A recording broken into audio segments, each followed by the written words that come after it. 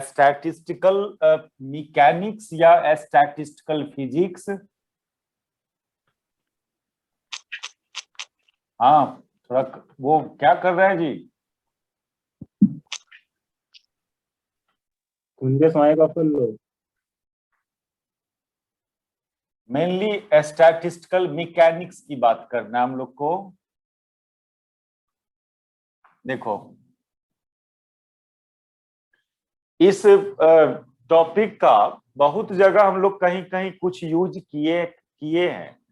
सबसे पहला एप्लीकेशन इस टॉपिक का यूज हुआ था जब हम लोग थर्मोडायनामिक्स पढ़ रहे थे, kinetic theory of gases.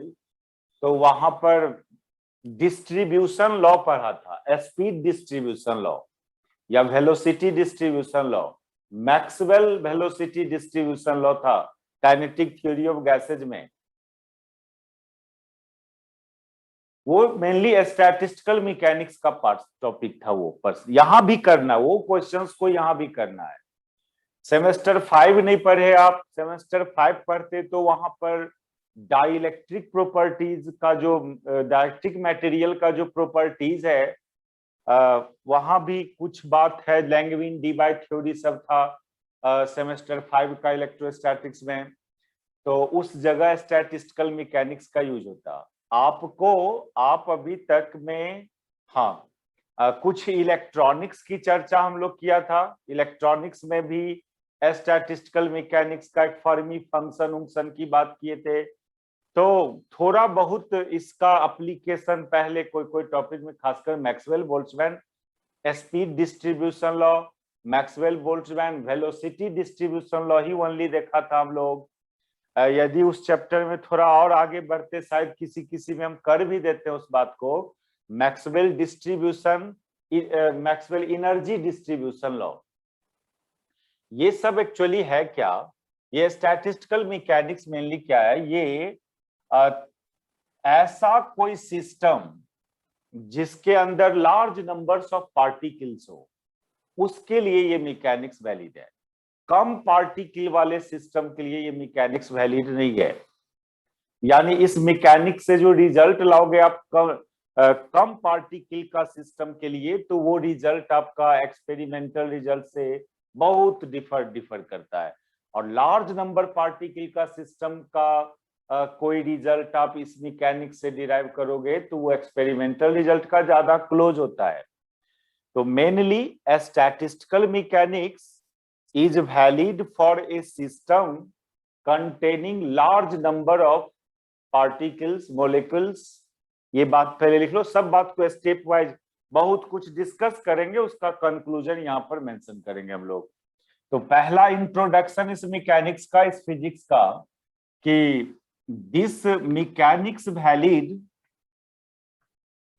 This mechanics valid for a system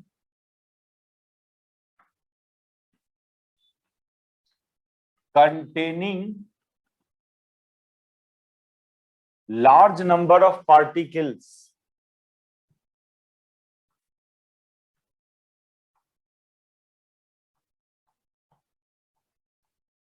heat and thermodynamics का बहुत सारे रिजल्ट हम लोग पहले देखे हैं, वो तो पढ़े हो आप लोग सेमेस्टर 3 में।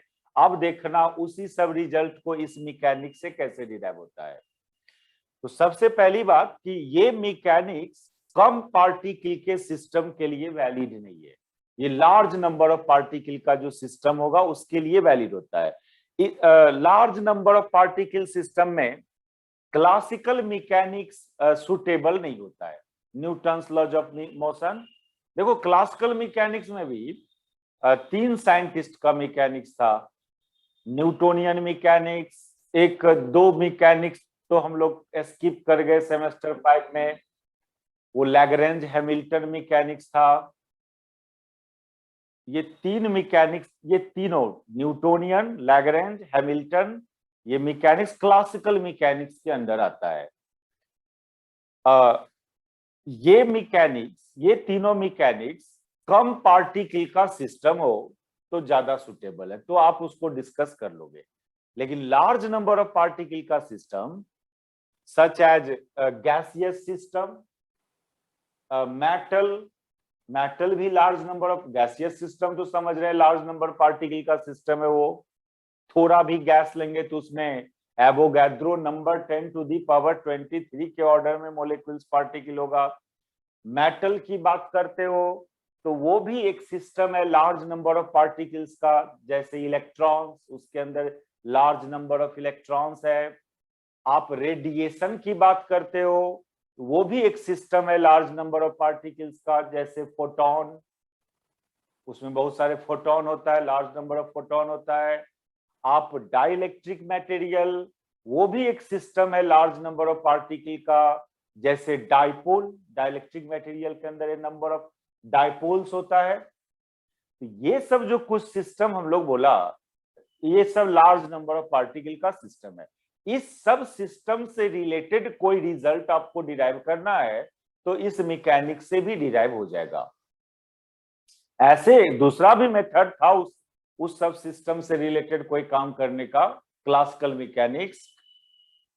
तो this mechanics is valid for a system containing large number of particles such as gaseous system,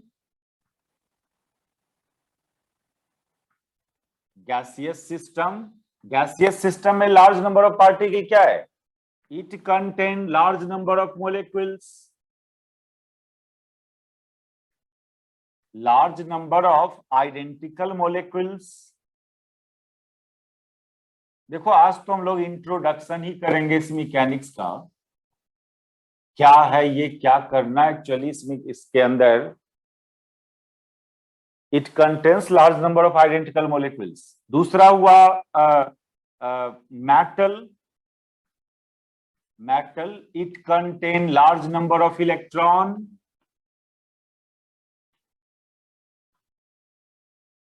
large number of electrons. एक बात किया हम लोग, रेडिएशन,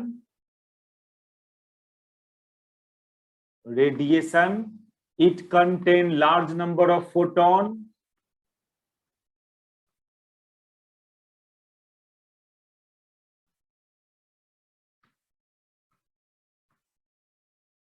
और एक low dielectric material,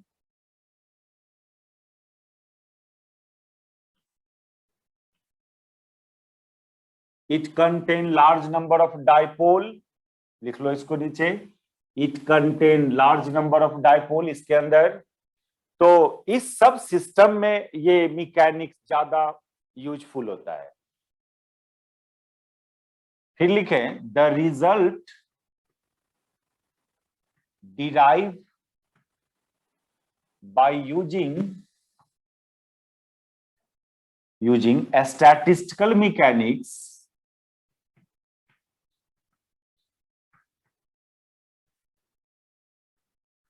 using a statistical mechanics for this system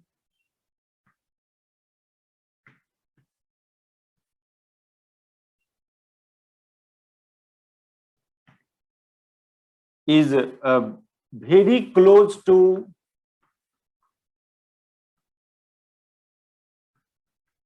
the experimental result.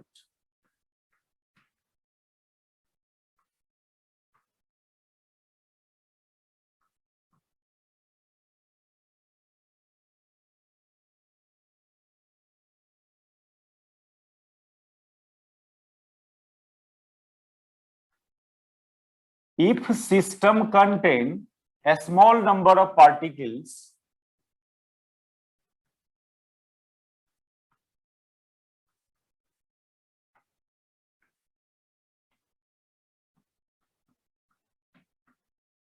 then the result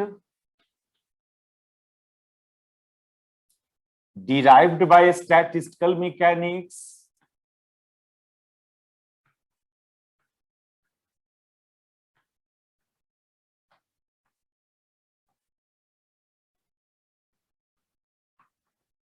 is not appropriate, मतलब वो suitable नहीं होता है वो रिजल्ट। एक्सपेरिमेंटल रिजल्ट और ये इस मैकेनिक्स का रिजल्ट दोनों में बहुत डिफरेंस नजर आता है। यदि लेस नंबर का पार्टिकल का सिस्टम में यदि इस मैकेनिक्स को अप्लाई करते हो तो। अब आ जाओ, ये large number of particle system का रिजल्ट को डिराइव करने के लिए क्यों लोग का टेंडेंसी रहा कोई दूसरा मेथड, क्यों नहीं क्लासिकल मैकेनिक्स पर स्टॉप कर लिया सब बात, क्यों आगे सोचा इस सिस्टम का रिजल्ट को कोई दूसरा मेथड या अप्रोच क्यों ढूंढ रहा था लोग। तो ऐसा आप भी समझ लेंगे इसको, यदि कम नंबर ऑफ पार्टिकल का सिस्टम है, क्लासिकल मैकेनिक्स का क्या अप्रोच होता है। कोई सिस्टम से रिलेटेड कोई रिजल्ट डिराइव करते हो using classical mechanics, Newtonian mechanics मान लीजिए। अभी क्लासिकल मैकेनिक्स बोले तो आप बस अभी तक न्यूटन का मैकेनिक्स जानते हो, यानी मैक्रोस्कोपिक बॉडी और पार्टिकल जो होगा उस सिस्टम पर कौन मैकेनिक। क्लासिकल वर्ड क्यों यूज करते हैं हम लोग, क्लासिकल वर्ड जिस बॉडी का साइज या मोलिक्यूल का साइज मेजरेबल हो, मैक्रोस्कोपिक पार्टिकल और बॉडी, उसमें न्यूटन्स लॉज ऑफ मोशन या हम लोग पढ़ते लैग्रेंज हैमिल्टन मैकेनिक्स, ये सब मैकेनिक्स मेनली इस टाइप का मैक्रोस्कोपिक बॉडी और पार्टिकल पर अप्लाई करते हैं हम लोग। हालांकि quantum mechanics, electron proton neutron, इसका भी मोशन, इससे भी रिलेटेड रिजल्ट जब तक क्वांटम मैकेनिक्स अवेलेबल नहीं था तब तक क्लासिकल मैकेनिक्स को यूज करके रिजल्ट लाते थे, लेकिन वो रिजल्ट एक्सपेरिमेंटल वैल्यू क्या ज्यादा क्लोज नहीं रहता था, इसलिए लोग खोज किया तो एक नया मैकेनिक्स क्वांटम मैकेनिक्स लाया। अब यहाँ पर कम और लार्ज नंबर ऑफ पार्टिकल में भी देखा गया, लार्ज नंबर ऑफ पार्टिकल में क्लासिकल मैकेनिक्स को फेल, क्लासिकल मैकेनिक्स बहुत जगह फेल करता हुआ नजर आ रहा था। कहां पर, दो जगह मेनली, एक तो माइक्रोस्कोपिक पार्टिकल से रिलेटेड कोई रिजल्ट, इलेक्ट्रॉन प्रोटॉन एटम उटम मोलिक्यूल, इस सब से कोई रिजल्ट लाना है तो वहां पर देखा गया उसका रिजल्ट क्लासिकल मैकेनिक्स का ज्यादा अप्रोप्रिएट नहीं है, वो एक्सपेरिमेंटल रिजल्ट से में से ज्यादा एरर रखता है वो, एक जगह यहाँ पर। दूसरा कि कम पार्टिकल का सिस्टम हो तो ठीक है, लेकिन लार्ज नंबर ऑफ पार्टिकल के सिस्टम के लिए इस मैकेनिक्स को, क्लासिकल मैकेनिक्स को अप्लाई किया तो वहां भी इसका ये ज्यादा सुटेबल नजर नहीं आ रहा था। ये दो फील्ड खासकर माइक्रोस्कोपिक पार्टिकल से related result and large number of particle का सिस्टम से रिलेटेड रिजल्ट, दोनों जगह ये फेल किया। ये अभी हम लोग को माइक्रोस्कोपिक पार्टिकल से मतलब नहीं है, large number of particle system में क्लासिकल मैकेनिक्स क्यों ज्यादा सुटेबल नहीं होता है। क्लासिकल मैकेनिक्स का अप्रोच क्या है, न्यूटन्स लॉज ऑफ मोशन पढ़े हो, उसका क्या अप्रोच, मेथड क्या था उसका, कि एक पुल्ली है उससे आप दो बॉडी को लटका दिया तो आपको एक्सेलरेशन निकालना है, बॉडी का टेंशन फोर्स निकालना है, इस सब में Newton's laws of motion apply करके बनाते थे इसको। तो दो बॉडी का सिस्टम है तब तो क्या क्लासिकल मैकेनिक्स न्यूटोनियन मैकेनिक्स का अप्रोच क्या है कि सिस्टम के अंदर जितने भी बॉडी और पार्टिकल है सब पर Newton second law individually apply करो, आप इक्वेशंस बनाओ, इस बॉडी पर न्यूटन सेकेंड लॉ, इस पर न्यूटन सेकेंड लॉ, तो दो गो इक्वेशन आएगा, दोनों इक्वेशन को सॉल्व करो, रिजल्ट आएगा। ये अप्रोच है क्लासिकल मैकेनिक्स न्यूटोनियन मैकेनिक्स का। क्लासिकल मैकेनिक्स बोले तो बार बार बोल रहे हैं खाली न्यूटोनियन मैकेनिक्स नहीं है, आप नहीं पढ़े हो सेमेस्टर 5 में, इसलिए उसका नाम हम नहीं लेना चाह रहे हैं, ठीक है। खाली न्यूटोनियन मैकेनिक्स होता तो फिर क्लासिकल वर्ड देने की जरूरत नहीं था, क्योंकि और भी साइंटिस्ट आया है उसी सिस्टम को डिस्कस करने के लिए जिसको न्यूटन डिस्कस किया, तो सारे साइंटिस्ट का जो कॉमन एक मैकेनिक्स नाम रखा क्लासिकल मैकेनिक्स, जो वैलिड है मेनली फॉर मैक्रोस्कोपिक पार्टिकल और बॉडी। सुनो पहले तो ये अभी डिफाइन करें कि क्लासिकल मैकेनिक्स क्यों फेल करता है large number of particle system में। तो पहले तो याद करो क्लासिकल मैकेनिक्स का अप्रोच क्या होता था, कोई भी सिस्टम को डिस्क्राइब करने का क्लासिकल मैकेनिक्स का अप्रोच क्या था, तो सिस्टम के हर बॉडी पर इंडिविजुअली आप इक्वेशन ऑफ मोशन अप्लाई करो। इसी क्वेश्चन को, ये तो सबको पता है, इसमें बॉडी का एक्सेलरेशन, धागा का टेंशन निकालना होता था, तो क्या करते थे, दोनों पर Newton second law individually apply करते थे कि नहीं। इस पर T माइनस M1G बराबर M1A एक इक्वेशन, इस पर M2G माइनस T बराबर M2A, फिर दोनों को सॉल्व करते थे।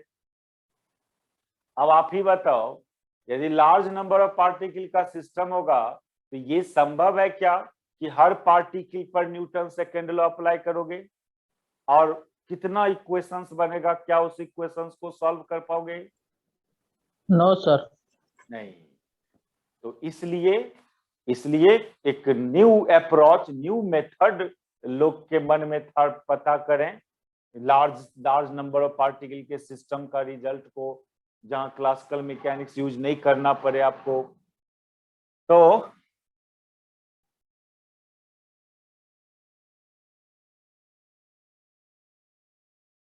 लिखो, any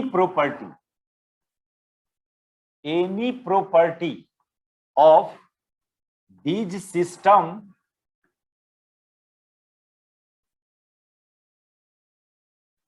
is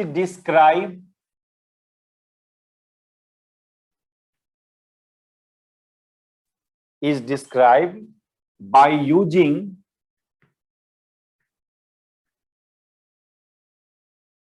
statics and law of classical mechanics।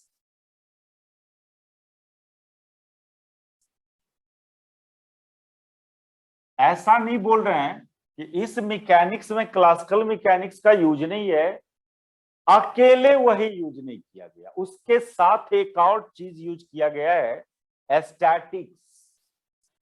आप इस तरह के सिस्टम से रिलेटेड कोई भी रिजल्ट ओनली क्लासिकल मैकेनिक्स से नहीं कर सकते हो, वो टफ हो जाएगा, क्योंकि ओनली क्लासिकल मैकेनिक्स से करेंगे तो उस सिस्टम के हर पार्टिकल पर individually Newton second law apply करना होगा, जो संभव नहीं है। स्टैटिक्स एक मैथमेटिक्स है, स्टैटिक्स एंड क्लासिकल में दोनों को यूज करके इस सिस्टम का कोई भी प्रॉपर्टी निकालेंगे, लार्ज नंबर ऑफ पार्टिकल का सिस्टम का। और स्टैटिक्स क्या एक्चुअली, स्टैटिक्स क्या है? Statics actually is the branch of mathematics, is the branch of mathematics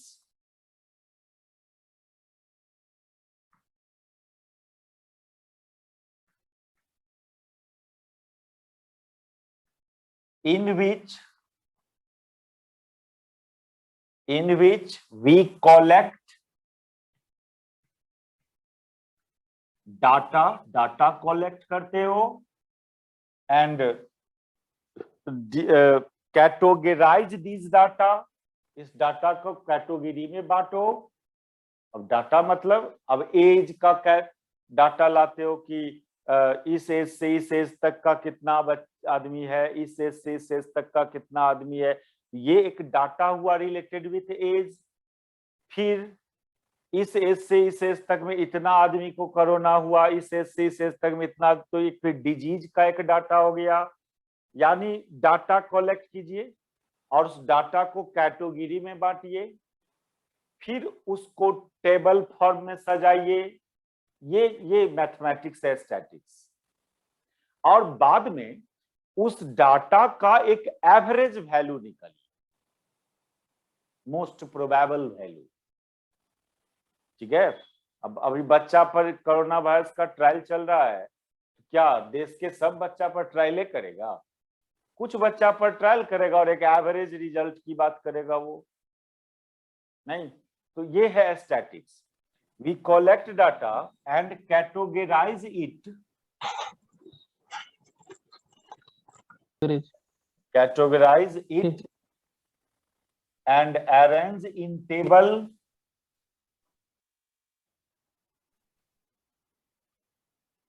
arrange in table. Commerce वाले लोग करता है ना, यही काम करता है ना, arrange in table and finally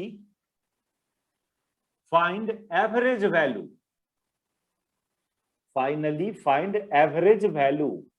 या इसी को मोस्ट प्रोबेबल वैल्यू भी बोल सकते हो। मोस्ट प्रोबेबल वैल्यू,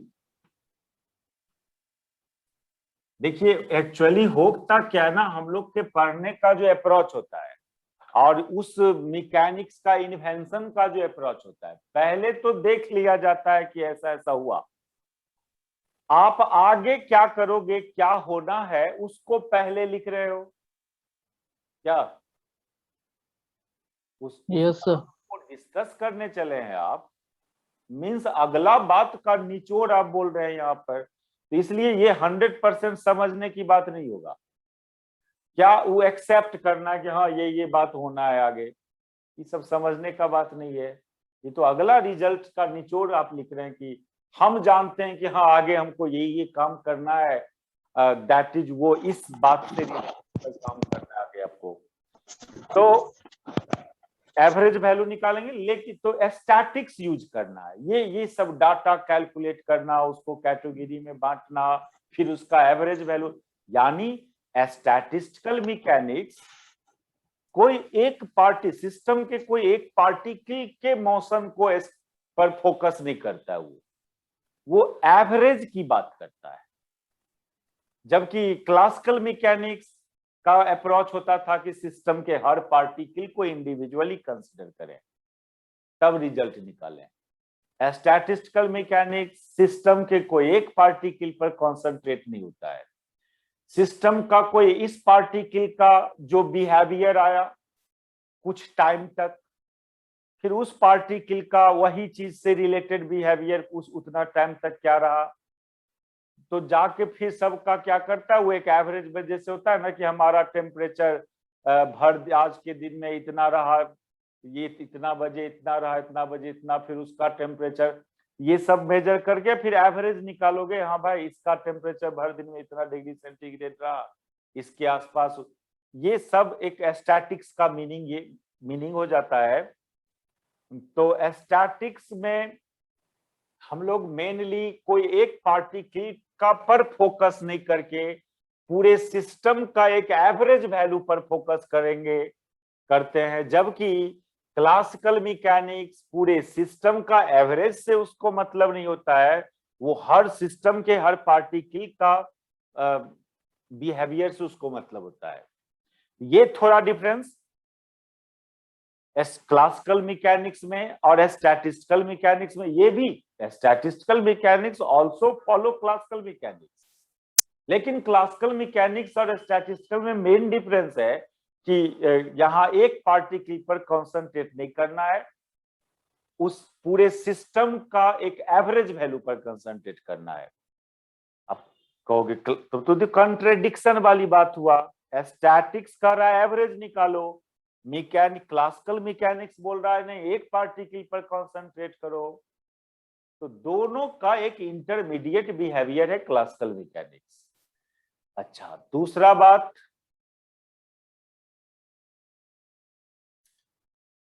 सबसे पहले ये जो मैकेनिक्स है, ये मैक्सवेल बोल्ट्जमैन इस मैकेनिक्स को, इस मेथड को अप्लाई किया गैसियस सिस्टम पर, और गैसियस सिस्टम से रिलेटेड कोई मैक्रोस्कोपिक क्वांटिटी, मैक्रोस्कोपिक यानी बाहरी क्वांटिटी जो कोई इंस्ट्रूमेंट से भी मेजर कर सकते हो आप, वो फाइंड किया माइक्रोस्कोपिकली।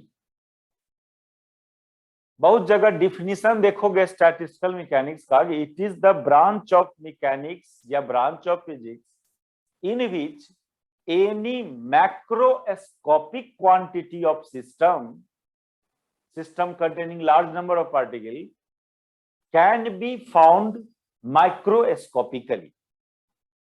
ये डिफिनीशन है स्टैटिस्टिकल मैकेनिक्स का,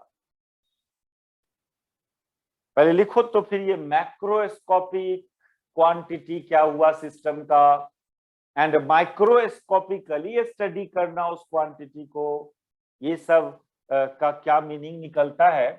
तो अब पैराग्राफ चेंज करके लिखो, अभी तक हम लोग इस ब्रांच ऑफ फिजिक्स में ये लिख रहे हैं इसको, फाइनली दो बात कर चुका, इतना डिस्कशन में दो चीज कंक्लूजन कर चुका।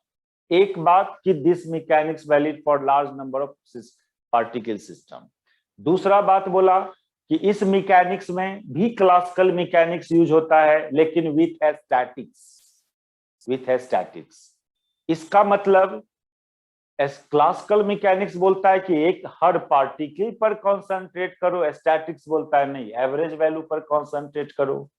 तब कैसे हम लोग इस दोनों बात को के बीच एक इंटरमीडिएट बात लेके चलेंगे वो देखना बाद में। तो ये मैकेनिक्स प्योर स्टैटिस्टिकल मैकेनिक्स को फॉलो नहीं करेगा, उसके साथ एक स्टैटिक्स को लेके चलेगा। ये दूसरा बात हुआ हम लोग का। अब तीसरा बात लिखने जा रहे हैं। तीसरा बात इसके अंदर कि actually classical mechanics, sorry actually in statistical mechanics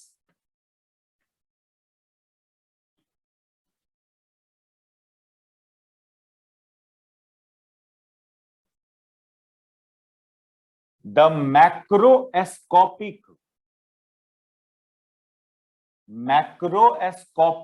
property of large system, ये वर्ड जब करें ना लार्ज सिस्टम, तो साइज में लार्ज नहीं, उसके अंदर जो पार्टिकल है उसकी संख्या लार्ज। जब भी यहाँ पर बहुत सारे बुक में भी स्टडी करोगे तो लार्ज सिस्टम, इसका मतलब साइज में लार्ज नहीं समझना। उसके सब पार्टिकल्स मतलब यहाँ पर एटम्स है या इलेक्ट्रॉन, ये सब कुछ भी हो सकता है, कुछ भी मतलब एटम ही ना? नहीं जी, इलेक्ट्रॉन भी होगा, पार्टिकल बोलेंगे। अब गैस है तो मोलेक्यूल होगा, उसको भी पार्टिकल बोलेंगे। अब डाइलेक्ट्रिक मटेरियल है तो उसके अंदर डायपोल है तो उसको भी पार्टिकल बोलेंगे, जनरल नाम पार्टिकल ले रहे हैं। अब फोटोन को भी पार्टिकल बोलेंगे, वो क्या बोल दिए कि खाली एटम में होगा पार्टिकल में। अभी सब सिस्टम का नाम लिखे थे ना? Yes sir.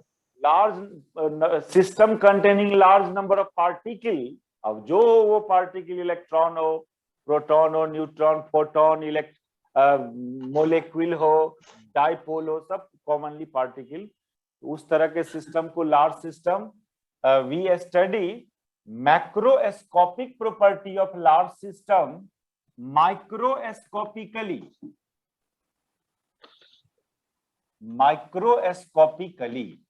अब इसका क्या मीनिंग हुआ?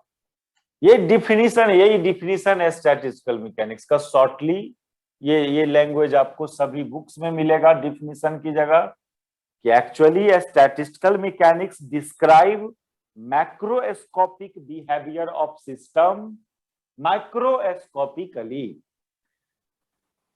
इस बात को समझने के लिए एक सिस्टम कंसीडर करें, उस सिस्टम का मैक्रोस्कोपिक प्रॉपर्टी क्या है वो उसकी बात करें, और उसको माइक्रोस्कोपिकली मींस क्या। तो मान लो अपने पास एक सिस्टम है, gaseous system, large number particle system है। इस सिस्टम का मैक्रोस्कोपिक प्रॉपर्टी मींस क्या? मैक्रो मतलब होता है कि जिस बात को आप विदाउट कोई मॉलिक्यूल कंसीडर किए, इंटरनली उस मॉलिक्यूल का बिहेवियर देखे बिना आप वो चीज को कहीं कोई दूसरे मेथड या कोई डिवाइस या कोई एक्सपेरिमेंट से रिजल्ट पता कर लेते हो। अब जैसे गैस का प्रेशर क्या है, इसके लिए जरूरी नहीं है कि हर मॉलिक्यूल्स को देखने जाएंगे, ये मॉलिक्यूल कितना फोर्स लगाया दीवार पर, ये कितना लगाया, उस पर तो नहीं जाते हम लोग, डायरेक्ट प्रेशर मेजर कर लेते हैं। जो भी डिवाइस है प्रेशर मेजर करने का डाले, पता चल गया। टेम्परेचर क्या है, थर्मोमीटर लगाया, टेम्परेचर पता चल गया। तो ये pressure, temperature, volume, total number of particle कितना है उसके अंदर, ये सब आप बाहर से बैठ के पता कर सकते हो इजिली। तो ये सब क्वांटिटी को बोलते हैं macroscopic quantity of this system. इस बात को समझने के लिए suppose we have a gaseous system, suppose we have a gaseous system, then its macroscopic properties are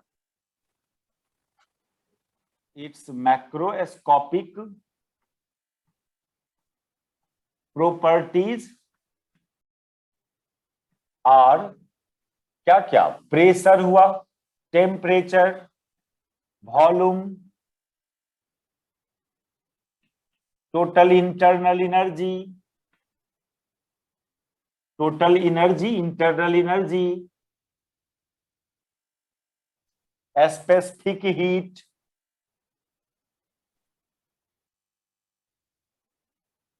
etc, total number of particle. ये सब जो कुछ क्वांटिटीज हुआ इस सिस्टम से रिलेटेड, इसको मैक्रोस्कोपिक क्वांटिटी बोलेंगे सिस्टम का। यही सबको फाइंड करना है माइक्रोस्कोपिकली। मतलब माइक्रोस्कोपिकली मतलब उसके अंदर जो इंडिविजुअल पार्टिकल है उसके मोशन को कंसीडर करके फाइंड करेंगे। कहोगे तो ये तो क्लासिकल मैकेनिक्स का तरीका है कि हर मॉलिक्यूल का अपना अपना मोशन को यूज करके आप फाइंड करो। करेंगे तो हर मॉलिक्यूल को कंसीडर करेंगे, लेकिन वो मैकेनिक्स, लेकिन एवरेज करेंगे। क्या हुआ? मतलब एवरेज करेंगे सर।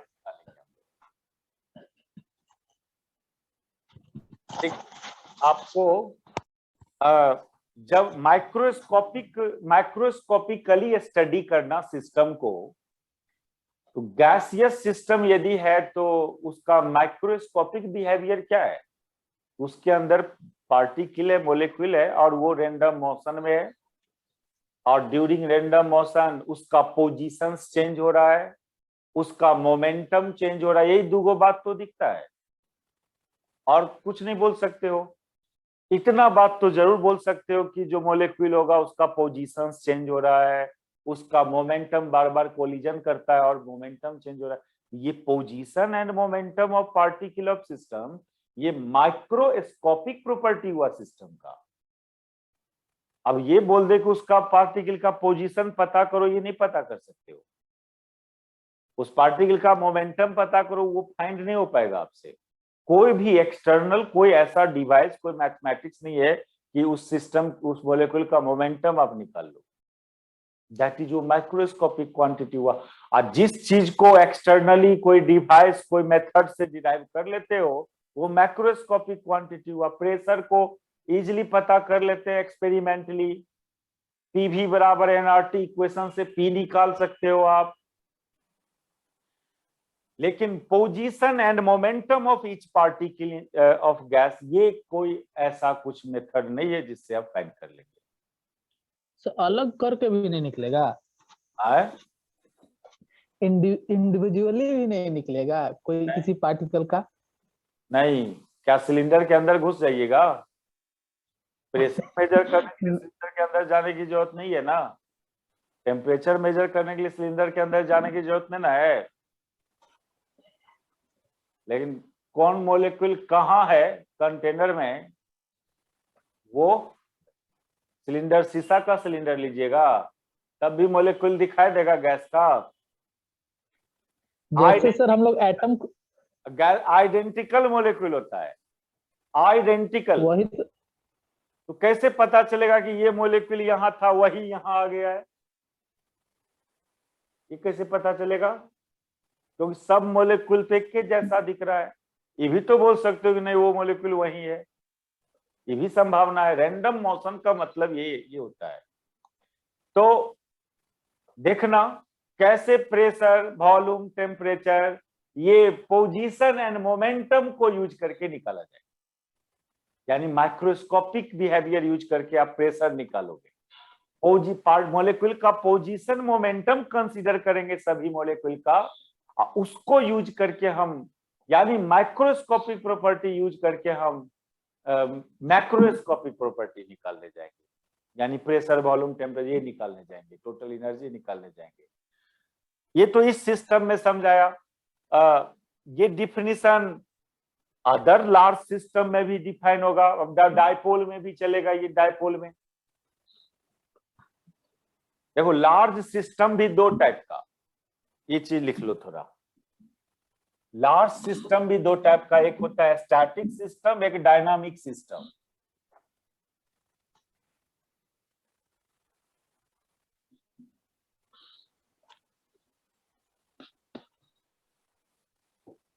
ये भी एक स्टैटिक और एक डायनामिक। स्टैटिक सिस्टम में आ जाता है, लार्ज सिस्टम भी हो और स्टैटिक्स हो तो इसके अंदर आ जाता है वही dielectric material. Dielectric material crystal, crystal हुआ, जैसे क्रिस्टल के अंदर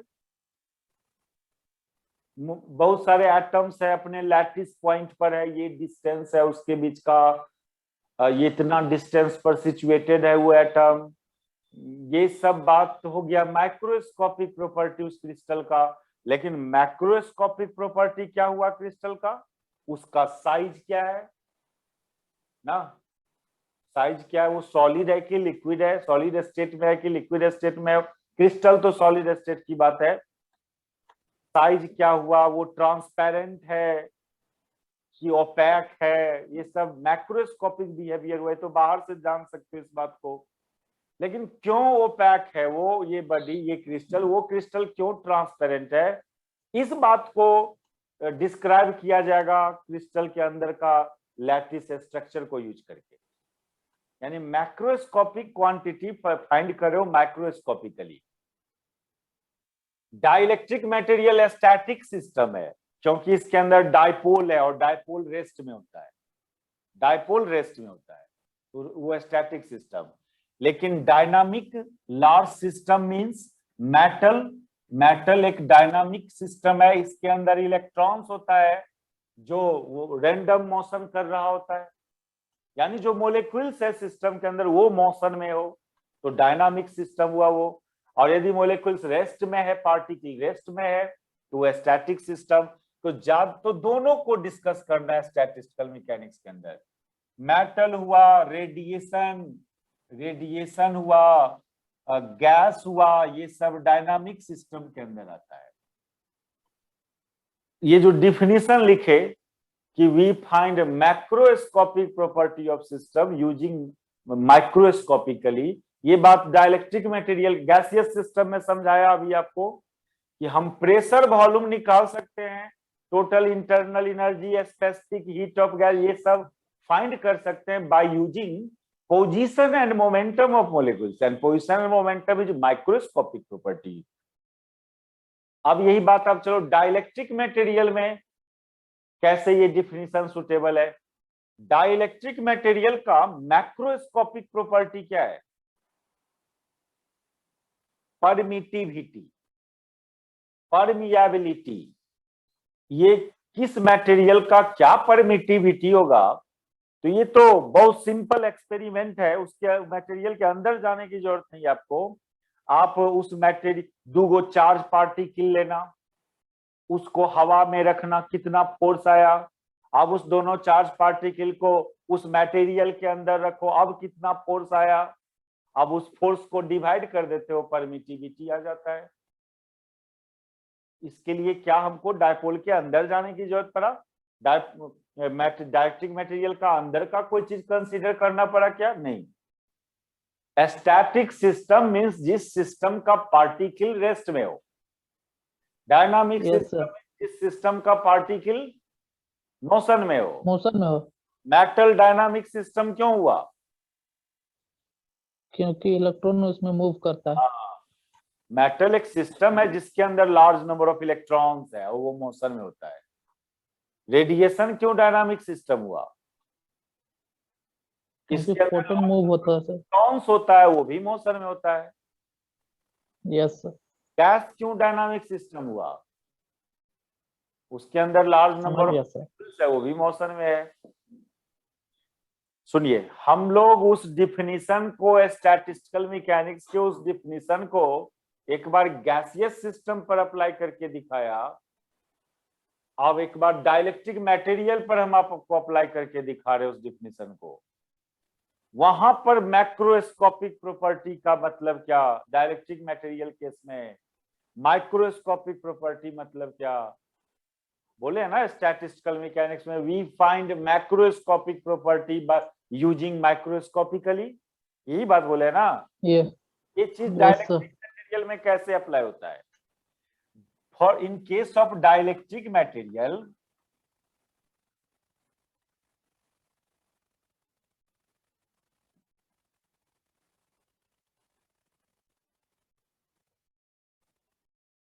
in case of dielectric material,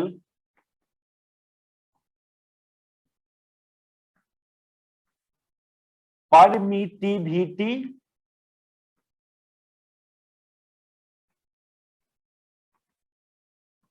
permeability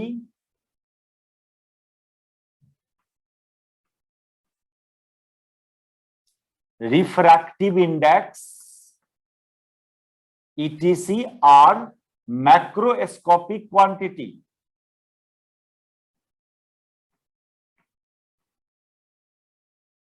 या मैक्रोस्कोपिक प्रॉपर्टी।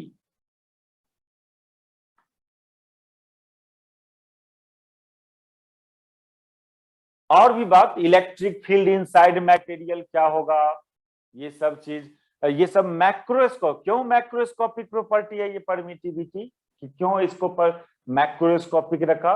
क्योंकि ये चीज फाइंड कर लेते हो आप इजीली बाहर से, एक्सपेरिमेंटली आप फाइंड कर लेते हो इस सब बात को। अभी बोले थे ना परमिटिविटी कैसे निकालते हैं कोई मटेरियल का, फोर्स वाला फॉर्मूला यूज करके, या कैपेसिटेंस वाला, कि एयर मीडियम में क्या कैपेसिटेंस है और उस मीडियम में क्या कैपेसिटी, डिवाइड कर देते हो दोनों कैपेसिटेंस को तो परमिटिविटी आ जाता है। ये सब मैक्रोस्कोपिक क्वांटिटी। लेकिन पोलराइजिबिलिटी, पोलराइजिबिलिटी ये एक प्रॉपर्टी है डाइलेक्ट्रिक मटेरियल का, is microscopic property, is microscopic property. ये क्यों माइक्रोस्कोपिक प्रॉपर्टी है ये, इसका डिफिनीशन कहां था, इसका डिफिनीशन कैसे, अल्फा से डिनोट करते थे, इसको याद करो, अल्फा से डिनोट करते थे पोलराइजिबिलिटी को। इसका डिफिनीशन थोड़ा याद दिलाते हैं। इसको डिफाइन किया था हम लोग कि डाइलेक्ट्रिक मटेरियल के अंदर बहुत सारे डायपोल है, बहुत सारा डायपोल्स है, कोई एक डायपोल का डायपोल मोमेंट, कोई एक डायपोल का dipole moment directly proportional to electric field, और यही प्रोपोर्शनैलिटी कांस्टेंट को आप हटाते थे तो एक कांस्टेंट अल्फा अटैच करते थे, इसी को पोलराइजिबिलिटी बोलते थे। ये P क्या है, ये है dipole moment of any one dipole, dipole moment of any one dipole of dielectric, ये अल्फा का ही नाम पोलराइजिबिलिटी। देखिए देखिए क्यों ये मैक्रोस्कोपिक प्रॉपर्टी है, क्योंकि ये क्वांटिटी माइक्रोस्कोपिक है। कोई एक डायपोल का डायपोल मोमेंट क्या होगा मटेरियल के अंदर, ये कौन जानने गया? नहीं, यस सर। डायपोल है डाइलेक्ट्रिक के अंदर, कोई एक डायपोल का डायपोल, ये सोचते ही हो आप, थ्योरी में बात करते हो, ये कैलकुलेट नहीं हो सकता है। और जब यही कैलकुलेट नहीं होगा तो अल्फा कहां से मेजर कर पाओगे आप? यानी alpha is related with microscopic property. क्यों माइक्रो? क्योंकि ये P is the dipole moment of any one dipole of dielectric, जो मैक्रोस्कोपिक है, इसलिए अल्फा माइक्रोस्कोपिक प्रॉपर्टी। लेकिन ये परमिटिविटी मैक्रोस्कोप, और एक पढ़ते, यदि हम लोग सेमेस्टर 5 का, सेमेस्टर 5 में भी इलेक्ट्रोस्टैटिक्स था, डाइलेक्ट्रिक प्रॉपर्टीज का अगला बात सब। सेमेस्टर 2 में तो हम लोग डाइलेक्ट्रिक प्रॉपर्टीज ऑफ मटेरियल सब डिफाइन करके रख लिए थे, लेकिन इस सब से रिलेटेड कोई फॉर्मूला नहीं हुआ था। एक लैंगविन डीबाई थ्योरी पढ़ना था सेमेस्टर 5 में, और वो लैंगविन डीबाई थ्योरी यही स्टैटिस्टिकल मैकेनिक्स को यूज करके अल्फा फाइंड किया है, अल्फा को रिलेट किया है किससे? परमिटिविटी से। अल्फा को क्लाउसियस मोसोटी रिलेशन है, वो भी नाम देंगे। अल्फा को रिलेट किया है वो परमिटिविटी से, यानी माइक्रोस्कोपिक प्रॉपर्टी यानी मैक्रोस्कोपिक प्रॉपर्टी फाइंड करेंगे बाय यूजिंग माइक्रोस्कोपिक। रिलेशन दिया परमिटिविटी और अल्फा में, that is macroscopic property in terms of microscopic property, और उसमें स्टैटिस्टिकल मैकेनिक्स का ही यूज किया गया है। ये फील्ड थोड़ा बताया। फिर रेडिएशन में कैसे ये स्टैटिस्टिकल मैकेनिक्स यूज होगा, इसका वो कौन मैक्रोस्कोपिक प्रॉपर्टी है जो माइक्रोस्कोपिकली निकाला जाएगा। फोटोन का किसी सरफेस पर इंसिडेंट होता है तो प्रेशर डालता है। फोटोन किसी पार्टिकल में काइनेटिक एनर्जी ला देता है। यदि कोई चैम्बर के अंदर फोटॉन्स है तो उसका अपना एक सर्टेन टेम्परेचर होगा चैम्बर का, यानी लाइट डालोगे अंदर तो कुछ टेम्परेचर आ जाएगा।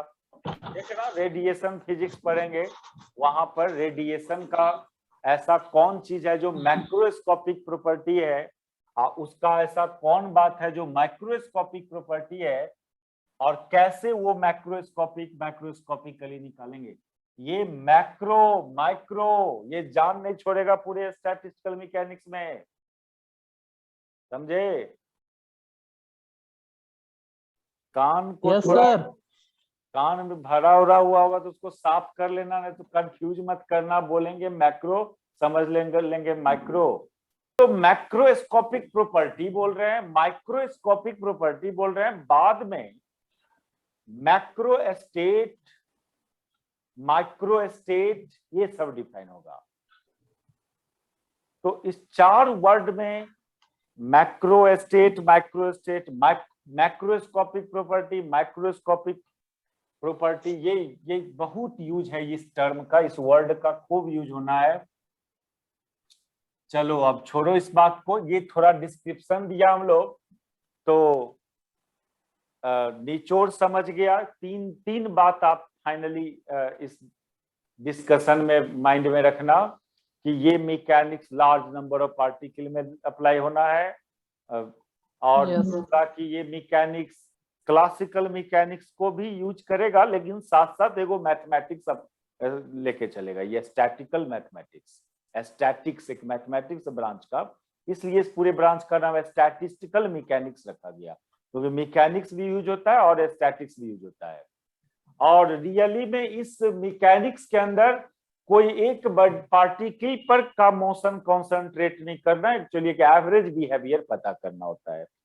तीसरा बात बोला हम आपको कि इस मैकेनिक्स को यूज करके आप सिस्टम का मैक्रोस्कोपिक बिहेवियर पता करोगे माइक्रोस्कोपिकली।